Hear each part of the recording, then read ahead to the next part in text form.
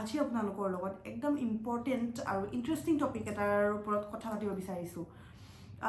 মই মানে ভাবি আছোঁ মই যোৱাকালি ৰাতি ভাবি আছোঁ মানে আমি ক'ৰ পৰা ক'লৈ গুচি গৈছোঁ। আগৰ আমি যেতিয়া সৰু হৈ আছিলোঁ, আমাৰ যেতিয়া মা দেউতাৰ দিনবোৰ আছিল ন, তেতিয়া বস্তুবোৰ কেনেকুৱা আছিল আৰু এতিয়া কেনেকুৱা হৈছে। মানে এই ধৰক 10-20 বছৰৰ ভিতৰত বহুতখিনি চেঞ্জেছ আহিছে। চাওক, আগৰ দিনৰ কি হয়, ছোৱালী এজনী ডাঙৰ হোৱাৰ লগে লগে, তুলনি হোৱাৰ লগে লগে হাই ছেকেণ্ডেৰী পাছ কৰিলে মানে মাক দেউতাকৰ বিয়াৰ চিন্তা। এই ধৰক খুব বেছি আপোনাৰ 21-22 বছৰত বা 23-24 বছৰত ধুনীয়াকৈ ছোৱালী এগৰাকীৰ বিয়া হৈ যায়। কিন্তু আজিকালিৰ ছোৱালীয়ে 23-24 বছৰত জানো বিয়া হ'ব? 23-24 বছৰত একদম মানে পাপাকি পৰি, মাম্মাজ গাৰ্ল, মাম্মাকি পৰি হৈ থাকে। বেলেগৰ কথা নকওঁ, মোকে চাওক, মানে 22-23 বছৰত একোৱেই জানা নাছিলোঁ। মানে কি আৰু, তেতিয়া জাষ্ট মাষ্টাৰ ডিগ্ৰী পাছ কৰিছিলোঁ সেইটো বয়সত, মানে একোৱেই নাজানো তেতিয়া। কিন্তু আগৰ দিনৰ মানুহে 22-23 বছৰত 2-3টা ল'ৰা ছোৱালী হৈ যায় কিছুমানৰতো, কাৰণ সৰুটোৱে বিয়া হৈছিল। আৰু আজিকালি কি হয়, লাগে লিভিঙত থাকিব কিন্তু বিয়া নাপাতে।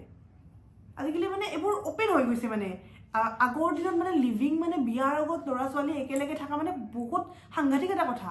কিন্তু আজিকালি নৰ্মেল লিভিং কৰিব, কিন্তু বিয়া পাতিব ইচ্ছা নকৰে। আৰু কেনেবাকে বাৰু বিয়াখন পাতিলেই পৰিয়ালৰ লগত থাকিব ইচ্ছা নকৰে, অকলশৰীয়াকৈ থাকিব বিচাৰে, অকল হাজবেণ্ডজনৰ লগত থাকিব বিচাৰে।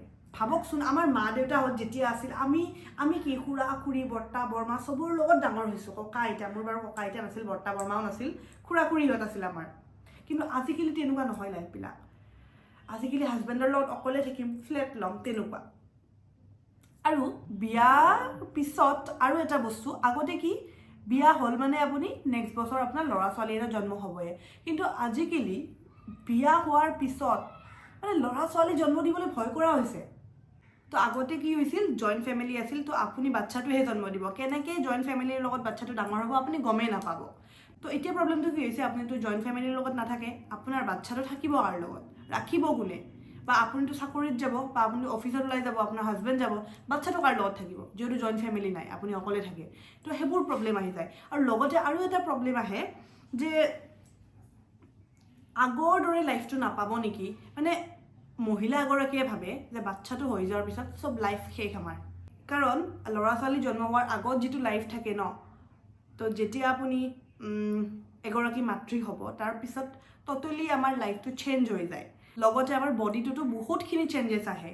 যেনে ধৰক আমাৰ প্ৰাইভেট এৰিয়া, আমাৰ ভেজাইনেল এৰিয়া লুজ হৈ যায়। যেতিয়া আপোনাৰ নৰ্মেল ডেলিভাৰী হ'ব, তেতিয়া আপোনাৰ ভেজাইনেল এৰিয়া লুজ হৈ যাব। আৰু যেতিয়া আপুনি বহুত বেছি আপোনাৰ পাৰ্টনাৰৰ লগত ইণ্টিমেট হৈ থাকিব, তাৰ ফলতো আমাৰ কি হয়, বিয়াৰ পিছত আমাৰ ভেজাইনেল এৰিয়া লুজ হৈ যায়। সেই প্ৰব্লেমবোৰৰ কাৰণেও আমি বহুতে বিয়া পাতিব নিবিচাৰোঁ।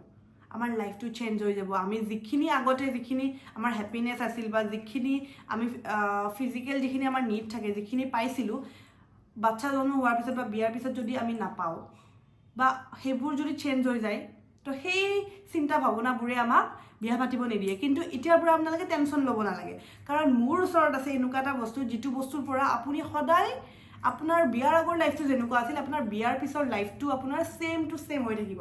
আজি ইন্ট্ৰডিউচ কৰাম আপোনালোকৰ লগত এটা খুব ভাল প্ৰডাক্ট, আৰু সেইটো হৈছে এইটো এভাৰডিন ইউনিলাইফ। বিয়াৰ পিছত বা মাক হোৱাৰ পিছত যেতিয়া আপোনাৰ ইণ্টিমেট এৰিয়া লুজ হ'বলৈ ধৰিব, আগতে আপুনি যিমানখিনি ছেটিছফাইড আছিল, সিমানখিনি যদি ছেটিছফাইড আপুনি নহয়, বা সিমানখিনি ছেটিছফেকশ্যন আপুনি নাপায়, তেন্তে আপুনি এভাৰডিনৰে ইউনিলাইফ ইণ্টিমেট জেলটো ব্যৱহাৰ কৰিব। এবাৰ ব্যৱহাৰ কৰি চাব। এভাৰডিন ইউনিলাইফ ইণ্টিমেট জেল, ইয়াতে কোনো ধৰণৰ ছাইড ইফেক্ট নাই, আপুনি ইজিলি ব্যৱহাৰ কৰিব পাৰিব। এই ইণ্টিমেট জেলটো ইউজ কেনেকৈ কৰিব মই আপোনাক কৈ আছোঁ। পেকেজিংটো এনেকুৱা, এইটো ধুনীয়াকৈ আপুনি সাঁফৰটো খুলিব, এনেকৈ আপুনি দুবাৰ পাম্প কৰিব, জাষ্ট ইমানখিনি হ'লে হ'ব। প্ৰথমে আপুনি আপোনাৰ ইণ্টিমেট পাৰ্টটো ধুনীয়াকৈ ক্লিনিং কৰাই ল'ব। তাৰপিছত ইমানখিনি বা ইয়াতকৈ মানে এবাৰ বা দুবাৰ পাম্প কৰি দিব, ইমানখিনি ওলাব। আপুনি ধুনীয়াকৈ মাছাজ কৰিব, 2 মিনিটমান ধুনীয়াকৈ মাছাজ কৰিব।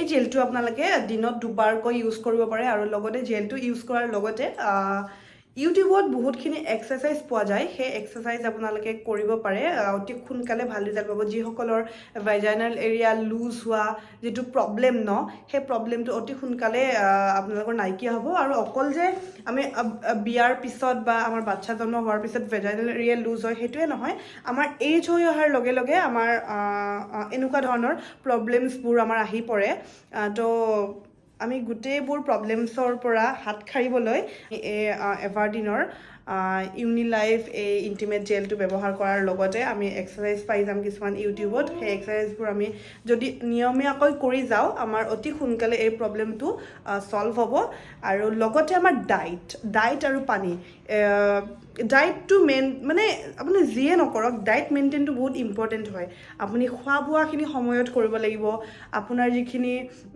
মানে টাইমিং আৰু খোৱা বোৱা সেই টাইমিংটো ভালকৈ কৰিব লাগিব লগতে পানী বহুত পৰিমাণে পানী খাব লাগিব আৰু সেয়া সদায় সুস্থ হৈ থাকক হেল্ডি হৈ থাকক আৰু নিজৰ যিটো পাৰ্চনেল লাইফ আৰু সেইটো আমি কেতিয়াও কম্প্ৰমাইজ কৰিব নিবিচাৰোঁ ন নিজৰ পাৰ্চনেল লাইফটো সেই আমাৰ পাৰ্চনেল লাইফটো আমি ভালে ৰাখিবলৈ মানে আমি কিছুমান সৰু সুৰা কাম কৰিবলগীয়া হয় এনেকুৱা ধৰণৰ আৰু হয়তো এই ভিডিঅ'টো বহুতে হয়তো ক'ব পাৰোঁ কেনেকুৱা টাইপত ভিডিঅ' দিছা কিন্তু মই ভাবোঁ যে এইবোৰ কথা আমি জানিব লাগে শিকিব লাগে আৰু আনৰ লগতো শ্বেয়াৰ কৰিব লাগে আপুনি জনাটো মোক ক'ব মই জনাটো আপোনাক ক'ম তেনেকৈতো আমাৰ গোটেই পৃথিৱীখন চলিব আৰু মোৰ মতে এইবোৰ একো লাজৰ কথা নহয় এইবোৰ আজিকালি ডে টু ডে লাইফত প্ৰেক্টিকেল কথা যিটো টপিকৰ ওপৰত আজি কথা পাতিলোঁ সেইটো এটা প্ৰেক্টিকেল কথা আৰু যিসকলে মানে এইবোৰ সমস্যাৰ কাৰণে বিয়া পাতিব নিবিচাৰে ল'ৰা ছোৱালী জন্ম দিব নিবিচাৰে তেখেতসকলক কৈছোঁ যে সকলো সমস্যাৰে সকলো প্ৰব্লেমৰে চলিউশ্যন আছে